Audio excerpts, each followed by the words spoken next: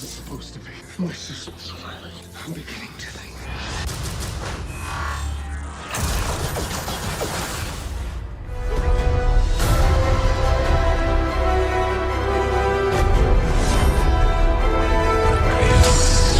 So many snacks, so little time.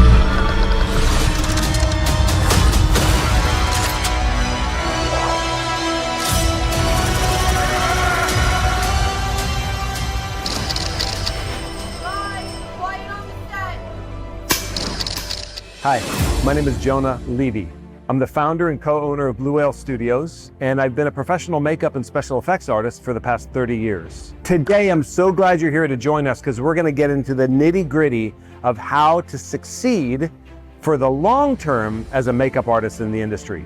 I'm gonna give you tips, pointers, inside stories, tell you all the great stuff, and also hope to inspire you to maintain the passion and fun in it.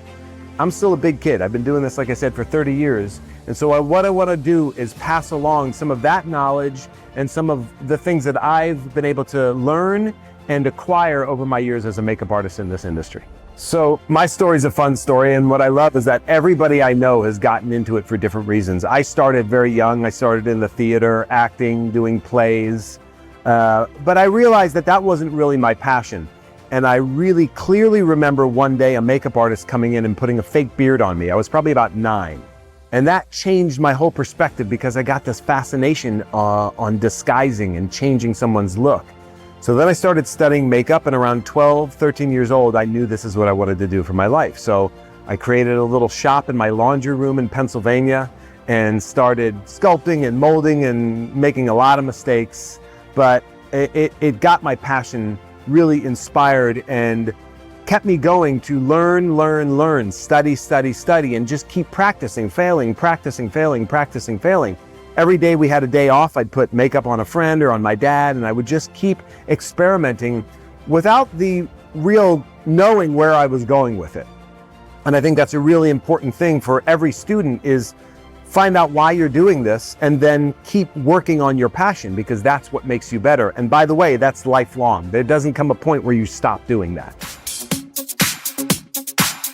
So I want to thank each of you for being here today. And I hope today gives you a lot of information, a lot of inspiration, and encourages you to keep pushing on in your career. And maybe we'll see each other on set someday soon.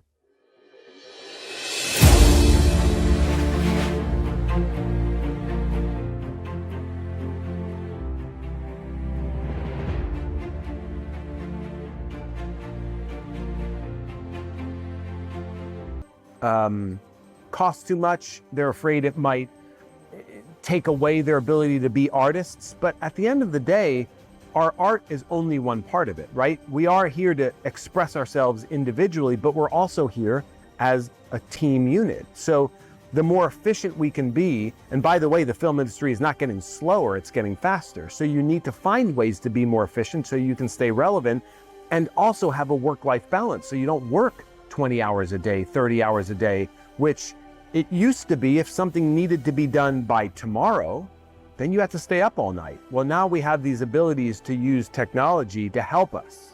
And I think just remaining open as a human across the board is probably a really good rule of thumb because they haven't built up the mindset on how to deal with those really hard. What happens when the director's yelling at you? What happens if you forgot something back at the trailer, but you need to get it done? Do you have the skill set to go, I'm not gonna panic, and know how to solve that?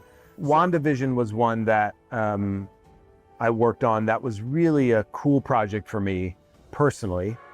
And I knew we had a long schedule ahead of us. So the first part of it came, let's consider how we approach this.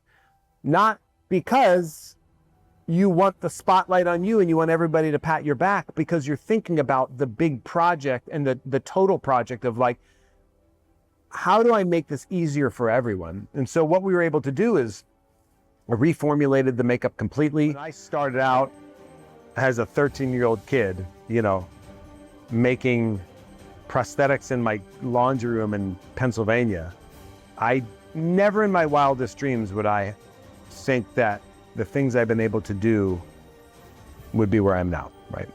I've been able to travel around the world, I've taught in Japan and Norway and France. I've worked on some of the biggest movies in the world. And now what I've learned from them all is it's all the same. Doesn't matter how big the film is, how big the project is, what you bring to the table from the first project I ever worked on to the biggest project I've ever worked on, it's all the same. The thread is the same. How you show up. Someone's like, hey, tell me about the industry. And then I can educate them on the work that it is. Success is on the outside. And that's a really important thing to remember, because your particular journey is individual to you, but it's absolutely gonna come with an immense amount of work. It has to. Because a really well-known Oscar-winning makeup artist told me, she said, there's a whole syndrome once you get an Oscar. You get an Oscar and now the spotlight's on you. And I have a skill set that I've developed over the years, and I'm good at what I do. But I'm a really good problem solver. Becoming a good problem solver is critical. Work, do the work, practice, have fun doing it. Don't do it so that you can get a job. Do it because you love it, and as a byproduct of your passion, the jobs come to you. So those are the 3 top tips.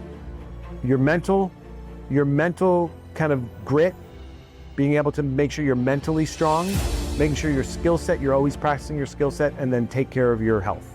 Those 3 things I would say would be the paramount tips I would give to anybody.